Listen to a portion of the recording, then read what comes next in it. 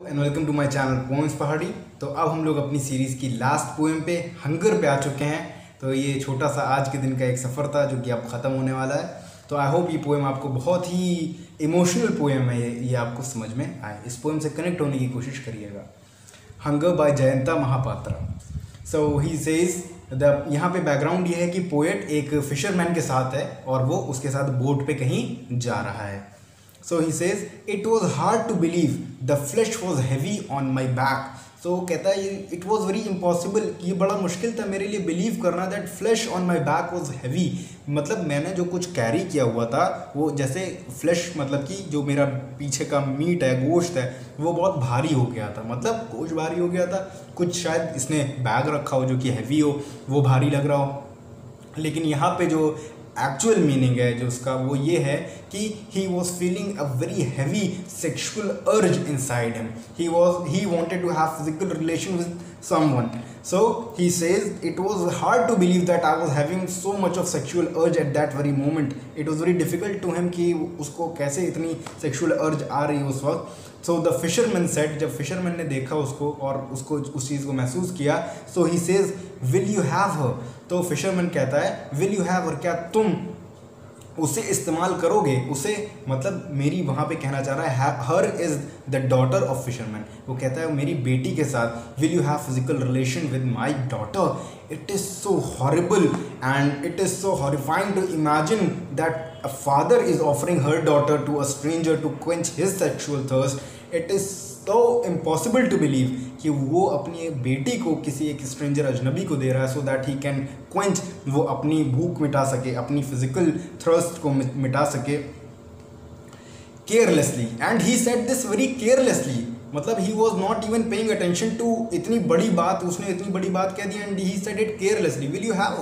So trailing his nets and his nerves, he was trailing, वो खींच रहा था अपने नेट्स को भी और अपनी नर्व्स को भी, वो अपने आप को होल्ड करे रखा था। He was eager to listen to the answer, वो जवाब सुनना चाहता था वो क्या कहने जा रहा है। And he wanted the answer to be in affirmative, वो चाहता था आंसर येस हो, because he wanted something in return from the poet. वो हम लोग को आगे पता चलेगा।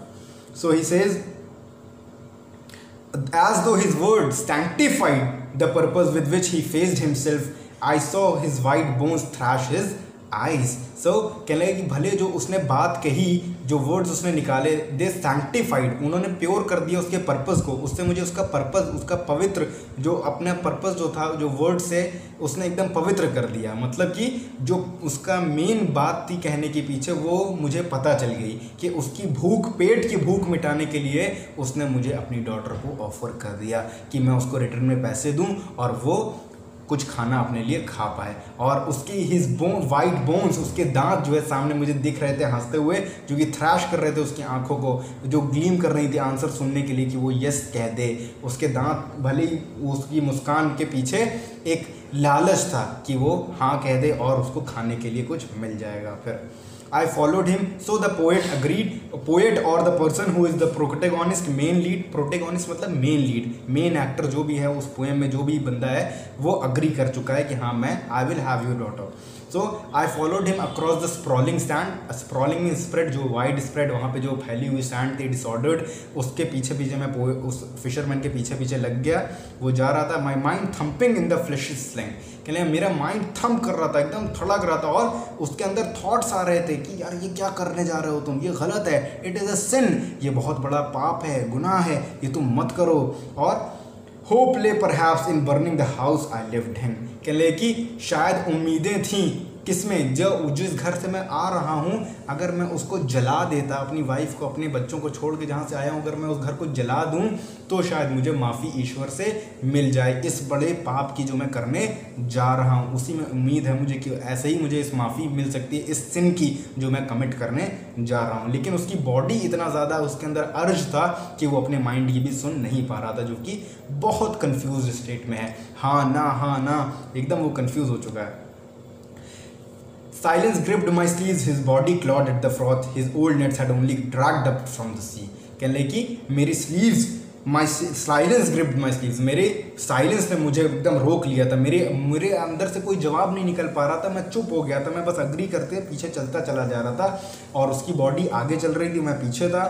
His old nets had only dragged in from the sea, और उसके नेट ने, उस पोएट के नेट ने कुछ पाया नहीं, उस मछुआरे के नेट ने कुछ नहीं मिला था, उसे कोई मछली नहीं मिली थी, बल्कि वो सिर्फ ऐसे ही अपने कस्टमर्स को फंसाता था ताकि उसको कुछ पैसे मिले और वो अपनी पेट की भूख मिटा सके। सोचिए, वो अपनी बेटी को ऑफर कर रहा है स्ट्रेंजर्स को, so that he can quench and satisfy his stomachs thrust, और वो अपने पेट की भूख को मिटा पाए। कितनी बड़ा वो सेक्रीफाइस, कितनी एक ह्यूमिलिएशन और शर्म की बात है ये। It is the flickering dark, उस पोएट के लिए कितनी शर्म की बात है कि वो उस चीज़ से अग्री करके बढ़ रहा है उसकी तरफ। In the flickering dark is हट ओपन लाइक अ वूंड, कहने कि उस डार्क और उस अंधेरे माहौल में उसकी हट जो थी, छोटी सी झोपड़ी थी, वो एक जख्म की तरह, एक घाव की तरह वहाँ पे छोटी सी झोपड़ी बनी हुई थी बड़ी सी बिल्डिंग के किनारे पे। The wind was I and the days night before, कहने लगे वहाँ पे विंड वॉज आई मतलब कि वहाँ पे तूफान आया हुआ था मेरे दिमाग में बहुत हवा चल रही थी कन्फ्यूजन की कि मैं क्या करने जा रहा हूँ। And the days and night before, और मेरे सामने क्या था, अंधेरा, रात और दिन दोनों हो रहे थे मेरे सामने, मतलब बहुत कन्फ्यूजन हो रहा था। और यहाँ से एक मीनिंग और ये भी है कि वहाँ पे रात और दिन कुछ पता नहीं चल रहे थे, इतना क्लोज्ड स्पेस था कि वहाँ दिन हो तो उजाला ना पता चले, रात हो तो वहाँ पे अंधेरा ना पता चले, बस एक ही वहाँ पे माहौल बना हुआ था। Palm frond scratch my skins. Inside the shack an oil lamp split the hours burnt to those walls. के लिए पाम फ्रॉन्ड, वहाँ पे जो पाम ट्रीज के कांटे थे वो मेरे स्किन पे स्क्रैच कर रहे थे, मतलब वो एक तरह से सिंबॉलिकली उसको रोक रहे हैं इस सिन को कमिट करने से कि नहीं मत जाओ, ये तुम पाप कर रहे हो। पेड़ नेचर उसे रोक रहा है, उसकी स्किन को स्क्रैच कर रहा है कांटे कि मत जाओ अंदर, ये तुम बहुत बड़ा पाप कर रहे हो। So inside the shack an oil lamp, अंदर एक उस शैक में, उस झोपड़ी में एक ऑयल लैम्प है जो कि जल रहा है, जिससे कि पूरा ऊपर एकदम स्मॉग धुआं पूरा चपक चुका था, एकदम गंदगी वहाँ पे थी बहुत ज़्यादा। Over and over the sticky suit cross the space of my mind, और जो अंधेरा सूट, वो जो कालिक जो जम चुकी थी उस कंटिन्यूएशन से, लैम्प के जलने से, वैसी कालिक कुछ मेरे दिमाग में भी जम चुकी थी कि मुझे कुछ समझ नहीं आ रहा था कि मैं क्या करूँ। Over and over I heard him say my daughter she just turn 15, वो फिर कहता है, वो आदमी, वो फिशरमैन कहता है ये मेरी बेटी है जो कि अभी 15 साल की हुई है। Can you believe it. अब उस पोएट के, उस प्रोटेगोनिस्ट के तो होश उड़ गए कि ये उसकी बेटी है, उसने अपनी बेटी को ऑफर कर दिया है मेरे लिए। सो आई हर्ड हिम, एक्सक्यूज दो sounds please. So she says feel her, he says now you can use my daughter to quench your physical thirst. I will be back soon, your bus leaves at night. अब मैं जा रहा हूँ, तुम्हारी बस 9 बजे निकलेगी, उससे पहले you can quench your thirst, you can do whatever you want. The skies fell on me, के लिए आसमान मेरे ऊपर टूट पड़ा, मैं तो एकदम टूट गया था कि ये क्या हो गया मेरे साथ। I was thinking कि ये कुछ और है, लेकिन यहाँ पर तू अपनी बेटी को मुझे ऑफर कर दे रहा है। उसके ज़मीन निकल गई थी पैरों से। And a father exhausted while, और एक बाप की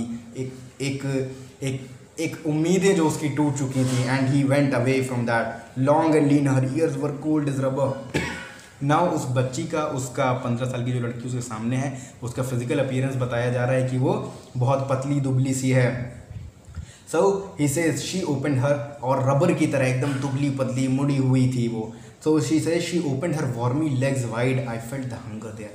So now she was ready to have physical relation with her. When she opened her legs wide, so he saw that they were like wormy legs. उसके पैर एकदम कीड़ों की तरह पतले दुबले पैर थे उसके।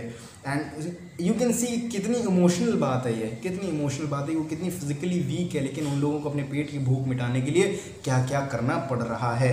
आई फेल्ट द हंगर देयर, कहना मैंने भूख को महसूस किया वहाँ पे। The other one the fish slithering turning inside, कहने वो फिजिकल भूख को नहीं, बल्कि मैंने उसके पेट की भूख को, उसके फिजिकल रिलेशन की भूख को नहीं, बल्कि एक पेट की भूख को मैंने वहाँ पे महसूस किया। The fish slithering turning inside, और वहाँ पे मैंने देखा कि फिश स्लिदरिंग, यहाँ पे इसका मतलब है कि मैंने देखा कि उसके पेट में जैसे एक आवाज़ें आती हैं जब भूखा होता है इंसान, तो बहुत गुड़गुड़ाता है पेट, वो वैसे ही और आवाज़ें उसके अंदर आ रही थी। उसका फादर वहाँ पे जा चुका था वहाँ से, और उसको बहका के उस इंसान को वहाँ पे ला के कि वो उसकी बेटी के साथ फिजिकल रिलेशंस बनाए और उसको कुछ पैसा मिले। तो ये चीज़ें यहाँ पे हैं। बहुत सारी जगहों पे दुनिया में ऐसी चीज़ें हैं कि वहाँ पे इतनी गरीबी है कि लोग इस लेवल तक आ चुके हैं, लोगों को ये सारी चीज़ें भी करनी पड़ रही हैं। तो कोशिश करिए कि आप कुछ करें ऐसे लोगों के लिए, और अगर अपनी ज़िंदगी में कर पाएँ और कुछ ना कुछ अपने सराउंडिंग्स में चेंज करने की कोशिश करिए। और आई होप आपको ये पोएम समझ में आई होगी। बहुत ही emotional poem, you have to feel the poem, आपको महसूस करना पड़ेगा, आपको बहुत डीप मीनिंग में जाना पड़ेगा पोएम के। And I wish you all the very best for your exams. आप लोग मेरे छोटे भाई बहनों की तरह हैं, and I am really very connected to you guys, and wish you all the best. And मिलते हैं फिर, कॉलेज जब खुल जाएगा तब मिलते हैं। एंड बहुत बहुत आप लोगों के लिए शुभकामनाएँ और दुआएं। Bye bye.